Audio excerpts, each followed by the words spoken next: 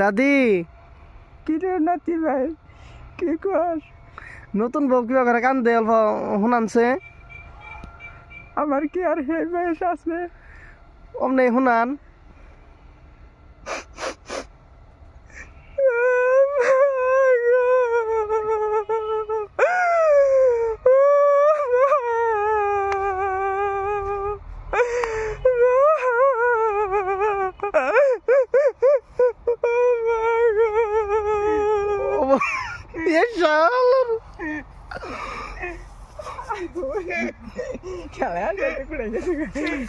আপনি তো দাদি ভালোই কান দিলেন।